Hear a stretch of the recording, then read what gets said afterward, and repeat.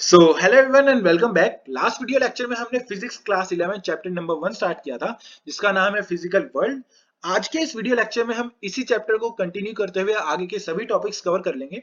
तो most probably आपका ये चैप्टर आज खत्म हो जाएगा और कल से हम एक नया चैप्टर स्टार्ट करेंगे, second chapter unit and measurement.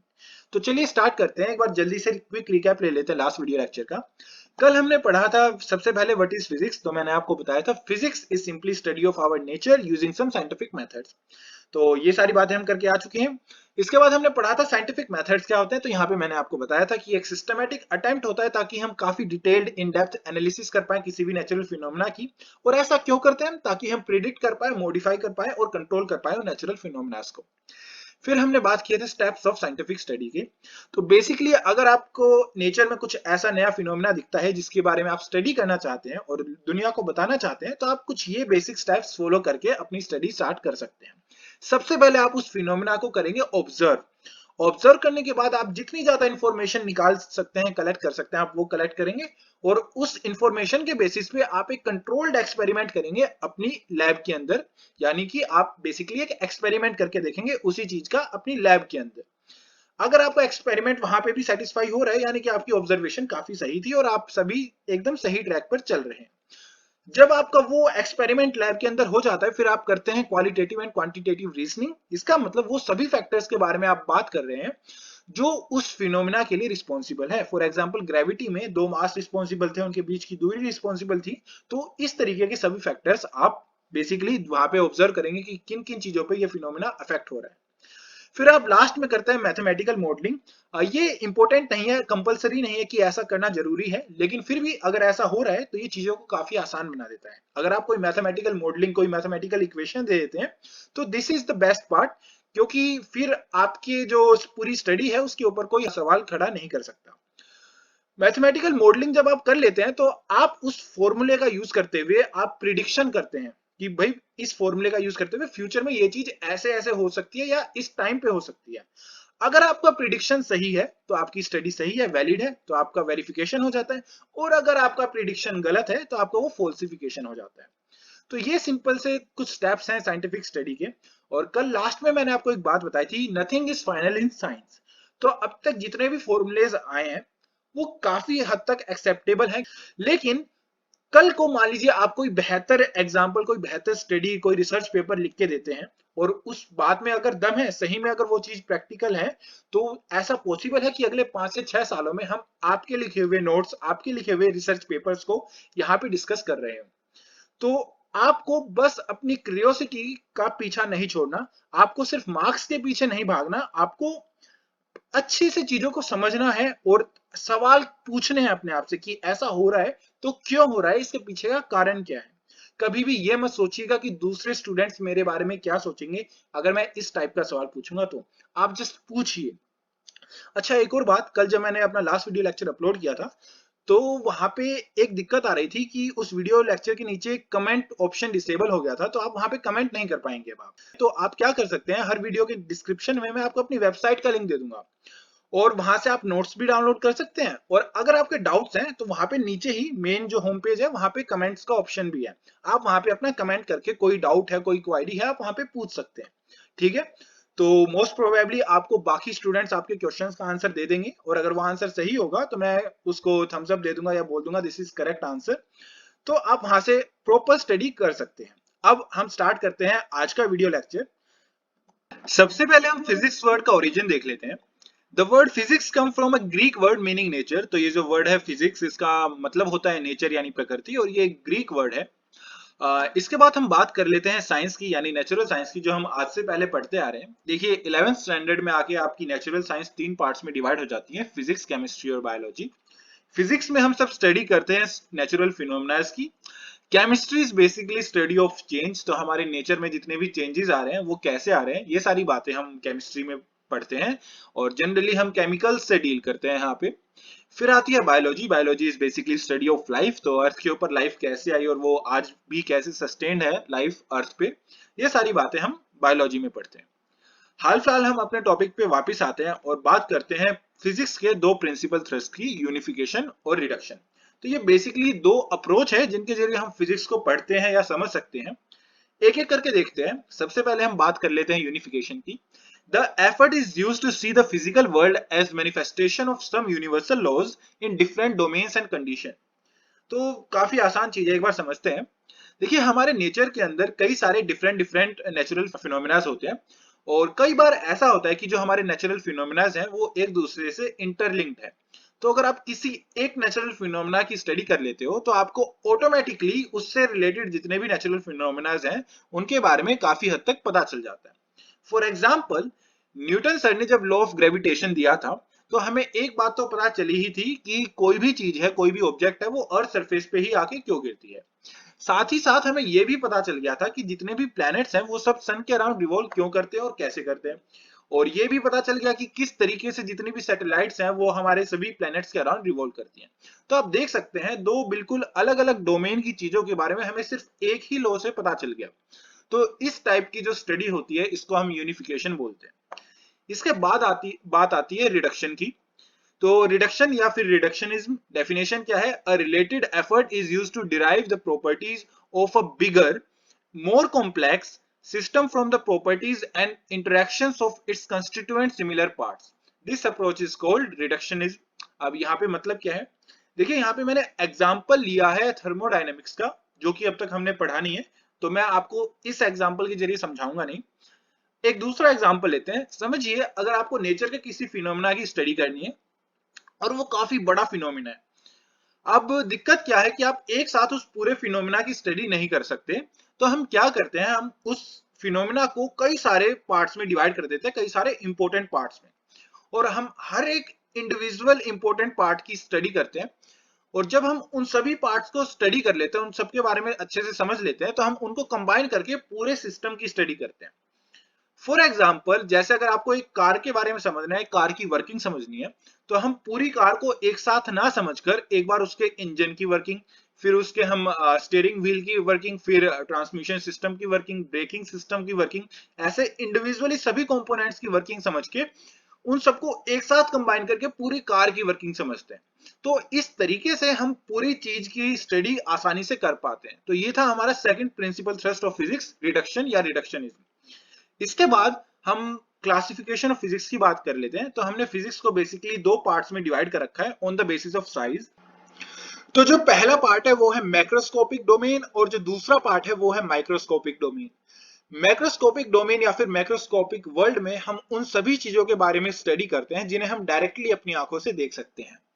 वही माइक्रोस्कोपिक डोमेन में हम छोटी छोटी चीजों की स्टडी करते हैं जिन्हें हम डायरेक्टली अपनी आंखों से नहीं देख सकते। हमें माइक्रोस्कोप या ऐसे ही किसी इंस्ट्रूमेंट की जरूरत पड़ती है।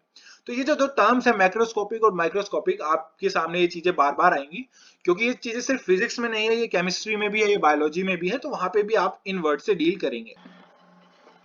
इसके बाद हमने फिजिक्स को टाइम के बेसिस पे भी क्लासिफाई कर रखा है, और यहाँ पे हमने इसको दो पार्ट्स में डिवाइड किया है। पहला पार्ट है क्लासिकल फिजिक्स और दूसरा पार्ट है मॉडर्न फिजिक्स। क्लासिकल फिजिक्स में हम जनरली उन चीजों के बारे में स्टडी करते हैं जिनकी डिस्कवरी 1900 से पहले हो गई थी, और मॉडर्न फिजिक्स में हम जनरली उन चीजों के बारे में पढ़ते हैं जिनकी डिस्कवरी 1900 के बाद हुई थी। तो ये एक अप्रोक्सीमेट डेट है, ये कोई एग्जैक्ट डेट नहीं है। 1900 को एक एवरेज स्टैंडर्ड मान रखा है कि 1900 से पहले जो ज्यादातर चीजों के बारे में हमने स्टडी की है उनको हम क्लासिकल फिजिक्स बोलते हैं। क्लासिकल फिजिक्स में हमने ज्यादातर मैक्रोस्कोपिक फिनोमिना की स्टडी की है, यानी वो चीजें जो हम डायरेक्टली अपनी आंखों से देख सकते हैं। और मॉडर्न फिजिक्स में हमने माइक्रोस्कोपिक जो चीजें हैं उनके बारे में ज्यादा स्टडी की है। मैक्रोस्कोपिक फिजिक्स के एग्जांपल या फिर क्लासिकल फिजिक्स में हम कौन कौन से टॉपिक्स पढ़ते हैं उनको देख लेते हैं। यहाँ पे हम पढ़ते हैं मैकेनिक्स, इलेक्ट्रोडायनेमिक्स, ऑप्टिक्स और थर्मोडायनेमिक्स। तो मैकेनिक्स में हम वही फोर्स, मोमेंटम, इनर्शिया, ये सारी चीजें पढ़ते हैं। इलेक्ट्रोडायनेमिक्स में हम पढ़ते हैं current, voltage, resistance, conductivity, resistivity etcetera. Optics के अंदर हम लाइट का बिहेवियर पढ़ते हैं, लाइट किस तरीके से ट्रेवल करती है, अलग अलग मीडियम में उसका क्या बिहेवियर रहता है, ये सारी चीजें हम ऑप्टिक्स में पढ़ते हैं। थर्मोडायनेमिक्स एक नया टॉपिक है जिसको हम इसी स्टैंडर्ड 11th स्टैंडर्ड में आगे पढ़ेंगे। मॉडर्न फिजिक्स काफी एडवांस फिजिक्स है, और ये आप अपने कॉलेज टाइम में पढ़ेंगे अगर आप इंजीनियरिंग या फिर बीएससी विद फिजिक्स करेंगे तब। तो काफी इंटरेस्टिंग है। यहाँ पे टॉपिक्स आते हैं quantum mechanics, quantum physics, special theory of relativity, Schrodinger wave equation, काफी अच्छी अच्छी चीजें हैं, आपको पता चलेगा यहाँ पे। आगे बढ़ते हैं। आज के इस चैप्टर का जो लास्ट टॉपिक है हमारा वो है फंडामेंटल फोर्सेस ऑफ नेचर। इसके बाद हमारे ये जो फर्स्ट चैप्टर है ये खत्म हो जाएगा। तो डिस्कस कर लेते हैं। सबसे पहले हमारे पास चार फंडामेंटल फोर्सेस होते हैं। पहला फोर्स है ग्रेविटेशनल फोर्स, जिसके बारे में हम ऑलरेडी पढ़ के आ चुके हैं। ये जो फोर्स है ये बताता है कि किन्हीं भी दो मासेस के बीच में नेट फोर्स कितना लगेगा, और उसको रिप्रेजेंट करते हैं कैपिटल जी, जो कि एक कांस्टेंट है, स्मॉल m1 जो कि एक ऑब्जेक्ट का मास है, m2 जो कि दूसरी ऑब्जेक्ट का मास है। तो ये दो ऑब्जेक्ट्स हैं, इन दोनों का मास डिवाइडेड बाई इन दोनों के बीच की कितनी दूरी है उसका स्क्वायर। तो अगर जैसे m1 और m2 ये दो ऑब्जेक्ट्स हैं, इनका मास, एक का मास m है, दूसरे का मास m2 है, तो इन दोनों के मास को मल्टीप्लाई करके और उनके बीच का जितना भी डिस्टेंस होगा, लेट सपोज 2 मीटर का डिस्टेंस है, तो 2 का स्क्वायर 4 से डिवाइड कर देंगे और ग्रेविटेशनल कांस्टेंट से मल्टीप्लाई कर देंगे, तो हमें नेट फोर्स पता चल जाता है। जो नेक्स्ट फोर्स है वो क्वाइट सिमिलर है हमारे ग्रेविटेशनल फोर्स से, जो कि है इलेक्ट्रोस्टैटिक फोर्स। इलेक्ट्रोस्टैटिक फोर्स आप देख सकते हैं, ये भी दो चार्जेस के बीच का फोर्स बताता है। ये दो मासेस के बीच का फोर्स बता रहा था, ये दो चार्जेस के बीच का फोर्स बता रहा है। और आप इसका फॉर्मूला देखेंगे तो ये k है, यहाँ पे g था, ये k है, ये कांस्टेंट है, यहाँ पे मास था तो यहाँ पे चार्जेस है, m1 m2 की जगह यहाँ पे q1 q2 और डिवाइडेड बाय r स्क्वायर, यानी इन दोनों चार्जेस के बीच का जितना भी डिस्टेंस है उसका स्क्वायर। तो काफी सिमिलर है। ये 12th स्टैंडर्ड का फर्स्ट चैप्टर में आप पढ़ेंगे इसके बारे में। इसके बाद बात आती है स्ट्रॉन्ग न्यूक्लियर फोर्स और वीक न्यूक्लियर फोर्स की। तो स्ट्रॉन्ग न्यूक्लियर फोर्स समझाने के लिए हमें एटम के अंदर जाना पड़ेगा। एक एटम के अंदर तीन बेसिक पार्ट्स होते हैं, इलेक्ट्रॉन, प्रोटॉन, न्यूट्रॉन। इसका भी फर्दर क्लासिफिकेशन आजकल रिसेंटली रिसर्च पेपर्स में बताया जा रहा है, लेकिन हमें इतनी डेप्थ में अभी नहीं जाना। हाल फिलहाल तीन पार्ट्स होते हैं एटम के अंदर, इलेक्ट्रॉन, प्रोटॉन, न्यूट्रॉन। इलेक्ट्रॉन के ऊपर नेगेटिव चार्ज रहता है, प्रोटॉन के ऊपर पॉजिटिव चार्ज रहता है और न्यूट्रॉन के ऊपर न्यूट्रल रहता है, यानी उसके ऊपर कोई चार्ज नहीं रहता। इलेक्ट्रॉन्स रिवॉल्व करते हैं अराउंड द न्यूक्लियस। तो ये हमारा न्यूक्लियस है, इसके चारों तरफ जो हमारे इलेक्ट्रॉन्स है ये रिवॉल्व करते हैं। और न्यूक्लियस के अंदर हमारे दो पार्ट्स रहते हैं, प्रोटॉन्स और न्यूट्रॉन्स। प्रोटॉन के ऊपर अगेन पॉजिटिव चार्ज रहता है, न्यूट्रॉन्स के ऊपर कोई चार्ज नहीं रहता।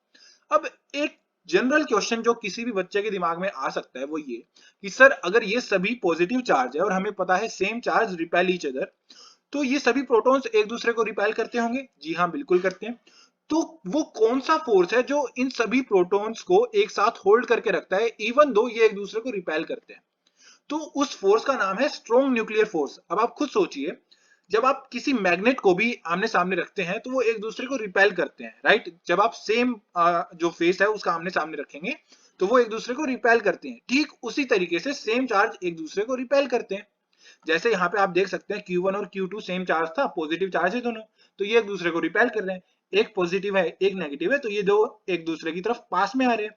तो सेम चीज यहाँ पे ये दोनों चार्जेस एक दूसरे को रिपेल कर रहे हैं। अब रिपेल कर रहे हैं तो वो कौन सा फोर्स है जो इन दोनों को होल्ड करके रखा है? वो है स्ट्रॉन्ग न्यूक्लियर फोर्स। इसके बाद बात आती है वीक न्यूक्लियर फोर्स की, कि वीक न्यूक्लियर फोर्स क्या होते हैं। ये समझने के लिए हमें रेडियो एक्टिविटी समझनी पड़ेगी, और वहां पे हमें एक डीके पढ़ते हैं, बीटा डीके। अब मैं आपको ज्यादा डिटेल में अभी नहीं समझा सकता, जब चैप्टर आएगा हम इसको तब कवर करेंगे। एक रफ आइडिया के लिए, हमारे नेचर के अंदर कुछ ऐसे एलिमेंट्स मिलते हैं जिनका यूज हम करते हैं न्यूक्लियर बॉम्ब्स, न्यूक्लियर रिएक्टर्स में। For example uranium, plutonium, tritium, ये सारे कुछ रेडियो एक्टिव एलिमेंट्स हैं जो काफी डेंजरस होते हैं ह्यूमंस के लिए। और इनके अंदर रेगुलरली एक डीके होता रहता है, जिसके अंदर हम alpha particles, beta particles, gamma particles ये सब निकलते रहते हैं। तो इन पर्टिकुलर बीटा पार्टिकल्स में ये वीक न्यूक्लियर फोर्स होता है। तो वहां पे हम इस चीज को थोड़ा आगे डिटेल में आगे के वीडियो लेक्चर्स में कवर करेंगे। ये जस्ट एक ओवरव्यू था। तो आपको चार बेसिक फंडामेंटल फोर्सेस के बारे में पता चला, ग्रेविटेशनल फोर्स, इलेक्ट्रोस्टैटिक या फिर इसी को इलेक्ट्रोमैग्नेटिक फोर्स बोलते हैं, स्ट्रॉन्ग न्यूक्लियर फोर्स और वीक न्यूक्लियर फोर्स। अब आगे बढ़ते हैं और कुछ साइंटिस्ट के बारे में बात कर लेते हैं जिन्होंने हमारी फिजिक्स को यहां तक आज तक पहुंचाया है।